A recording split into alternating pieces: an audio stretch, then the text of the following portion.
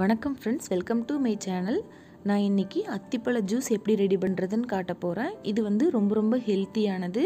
Iron content ரொம்பவே அதிகம். இது எல்லாத்துக்குமே ரொம்ப பிடிக்கும். இந்த மாதிரி நல்லா கனிஞ்ச நாட்டு அத்திப்பழமாக நான் எடுத்து வச்சுருக்கேன்.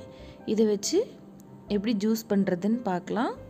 இன்றைக்கி 2 டம்ளர் அளவுக்கு நான் ஜூஸ் ரெடி பண்ண போகிறேன். அதுக்கு 10 பழம் எடுத்து வச்சுருக்கேன். 200 ml அளவுக்கு பால் எடுத்து வச்சுருக்கிறேன். தேவையான அளவு நாட்டு சக்கரை எடுத்து வச்சுருக்கிறேன். கொஞ்சமாக தண்ணி எடுத்துக்கலாம்.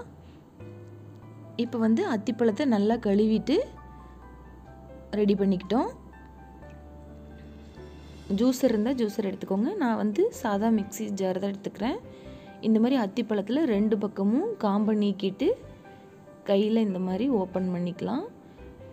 இதில் பிரித்து பார்க்கணும், உள்ளே பூச்சி எதுவும் இருக்குதா அப்படின்ட்டு பார்த்துட்டு அப்புறமா சேர்த்துக்கலாம். ஒரு சில பழத்தில் பூச்சி இருக்கும், அந்த மாதிரி இருந்துச்சுன்னா நீக்கிருங்க. நான் இன்னொரு பழத்தை அந்த மாதிரி அரிஞ்சு காட்டுறேன். 2 பக்கமும் காம்பை நீக்கிடணும்.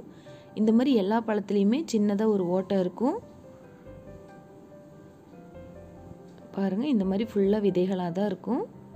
இப்படி ஓப்பன் பண்ணி பார்த்துட்டு நல்லா இருந்துச்சு அப்படின்னா யூஸ் பண்ணிக்கலாம். இந்த மாதிரி 10 பழத்தையும் நான் ரெடி பண்ணி ஜாரில் சேர்த்துக்கிட்டேன். இப்போ தேவையான அளவு சர்க்கரை சேர்த்துக்கலாம். நான் 5 டீஸ்பூன் அளவுக்கு சேர்த்துக்கிறேன். கொஞ்சம் தித்திப்பு அதிகமாக வேணுங்கிறவங்க 6லேருந்து 7 வரைக்கும் கூட சேர்த்துக்கலாம்.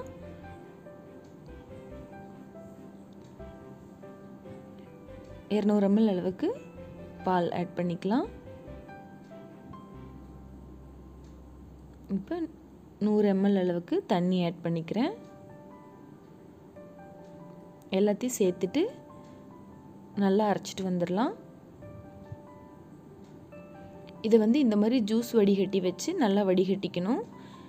நம்ம தோலோடு போடுறோம் அப்படிங்கிறதுனால சின்ன சின்ன தோல் இருக்கிறதுக்கு சான்சஸ் இருக்குது. இந்த மாதிரி ஸ்பூனை வச்சு நல்லா கலந்து எடுத்துக்கிட்டோன்னா தோல்லாம் நல்லா வடிகட்டி வந்துடும். பாருங்கள், எதுவுமே இல்லை, எல்லாமே நல்லா அரைபட்டுருச்சு. இப்போ வடிகட்டின ஜூஸை இந்த மாதிரி கண்ணாடி கிளாஸில் மாற்றிக்கலாம். வேறு எதுவுமே தேவையில்லை, வெறும் அத்திப்பழம், பால், சர்க்கரை மட்டுமே போதுமானது. இதை டெக்கரேட் பண்ணுறதுக்கு ஒரு 2 நல்ல பழுத்த பழமாக பொடி பொடியாக கட் பண்ணி வச்சுருக்கேன். அதை மேலால் தூவி டெக்கரேட் பண்ணிக்கிறேன். அவ்வளோதான், சூப்பரான டேஸ்டியான அத்திப்பழ ஜூஸ் ரெடி ஆகிடுச்சு. நீங்களும் செஞ்சு பாருங்கள், எப்படி வந்துச்சுன்னு எனக்கு கமெண்ட் பண்ணுங்கள். உங்களுக்கு இந்த வீடியோ பிடிச்சிருந்துச்சுன்னா என்னோடய சேனலுக்கு சப்ஸ்கிரைப் பண்ணிக்கோங்க. தேங்க்யூ ஃபார் வாட்சிங்.